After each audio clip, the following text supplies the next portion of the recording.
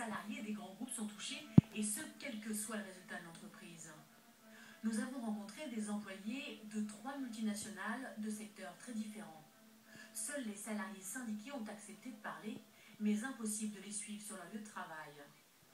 Dans le groupe Safran, spécialiste de l'aéronautique, on réorganise et on supprime des postes. Alors que les bénéfices atteignent 999 millions d'euros et les dividendes, les sommes versées aux actionnaires ont quadruplé en 10 ans. En quelques années, le quotidien de ces employés a complètement changé. Il y a le projet de déménager des gens à 40 km en banlieue parisienne, de leur rajouter 1 heure de temps de transport le matin et le soir, de dégrader l'efficacité de leur travail et l'efficacité de la société, mais ça se fait sur le fond d'un dogme parce qu'il a été dit qu'un siège social devait avoir tant de personnes. Saïd Akrim, salarié de Sanofi, subit la même absurdité. Il ne cesse de changer de site. En 3 ans, il a dû déménager 2 fois. Je ne peux plus prévoir aujourd'hui, vis-à-vis de ma famille, vis-à-vis des projets personnels ou des projets, quels que soient les projets. Aujourd'hui, on ne sait pas. Et ce qui est honteux, c'est que c'est la troisième boîte qui dégage des bénéfices en France, qui est instable. C'est ça qui est honteux. Dans le groupe Sanofi, fleuron de l'industrie pharmaceutique, en 3 ans, 4000 emplois ont été supprimés.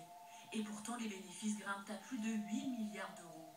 Et les dividendes ont triplé en 10 ans. Chez Sanofi, en 8 ans, c'est très simple. J'ai pris 30 euros d'augmentation. À la Société Générale, selon les syndicats, la direction envisage même de délocaliser une partie du service des ressources humaines en Roumanie. En 4 ans, 1380 postes seront supprimés. Certes, les bénéfices sont en baisse, mais ils atteignent encore 770 millions d'euros et le PDG a été augmenté de 75% l'an dernier. C'est vraiment surréaliste. C'est vrai que par le passé, les différences de salaire étaient pas aussi tranchées, pas aussi importantes. Aucune de ces 3 entreprises n'a accepté de répondre. Mais nous avons essayé de comprendre comment en est-on arrivé là. Dans les années 80, le chef d'entreprise rendait des comptes à des actionnaires de type familial. En moyenne, les actions étaient détenues à 70% par des familles industrielles. Aujourd'hui, la nature de l'actionnariat a changé. Le chef d'entreprise rend des comptes à des fonds d'investissement. Les fonds de pension et les SICAV détiennent plus de la moitié des actions des grands groupes. Et pour les attirer, un PDG ne cesse d'augmenter les dividendes. Car sinon, le cours de l'action peut chuter et l'entreprise être rachetée par une autre.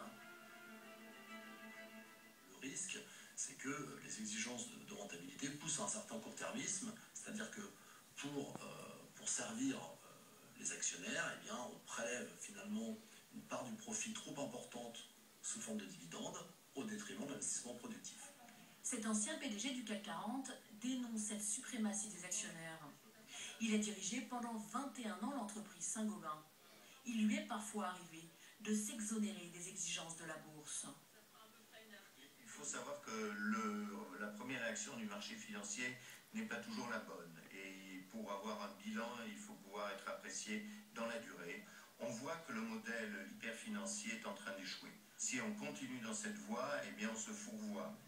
La France est le pays d'Europe où les entreprises de plus de 10 000 salariés sont les plus nombreuses. Leurs choix stratégiques ont des répercussions sur toute l'économie. Pour cet économiste, il faut agir vite.